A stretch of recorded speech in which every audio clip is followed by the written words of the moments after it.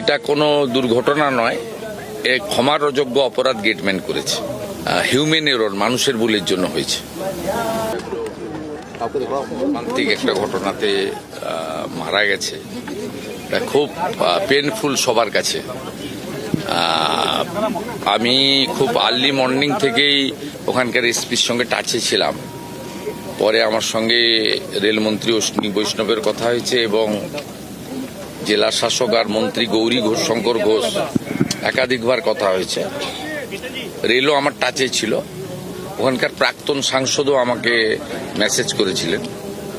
তা আমি প্রথমত বলি যে আমাকে পুলিশ যেটা জানিয়েছে, ওই যে যাকে আমরা গ্রেপ্তার করেছি গেটম্যান, তার জন্য প্রাথমিক তদন্তে তার জন্যই এইরকম একটি মর্মান্তিক ঘটনা আজকে এই সকালবেলা পশ্চিমবাংলার মানুষকে শুনতে হলো বা আমরা শুনলাম, দেখলাম। অত্যন্ত বেদনাদায়ক ঘটনা। এটা শুধু ওদের বাড়ির কাছে শোকের নয়, আমাদের সকলের কাছে অত্যন্ত মর্মান্তিক এবং শোকের।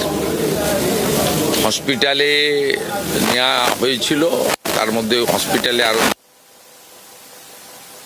বাচ্চা, মোট 4 জন স্টুডেন্ট, 1 জন সাইকেল আরোহী। 5 জনের ডেথ হয়েছে আর 2 জনের চিকিৎসা চলছে। হেলথ মিনিস্টার নিজেও সকাল থেকে মনিটরিং করছিলেন, সম্ভবত তিনি এখানে এসেছেন। তা আমাদের পক্ষ থেকে পরিবারকে সমবেদনা জানানো, পাশে থাকা, এবং ওই গেটম্যানকে গ্রেপ্তার করা হয়েছে।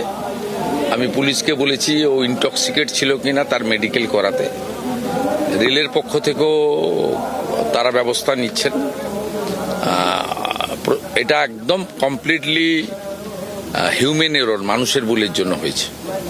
এটা কোনো দুর্ঘটনা নয়, এক ক্ষমার অযোগ্য অপরাধ গেটম্যান করেছে। এটা ক্ষমা করার মতো জায়গায় নেই রেল তাদের দিক থেকে। না, আমি তো সকালেই গ্রেপ্তার করতে বলেছি।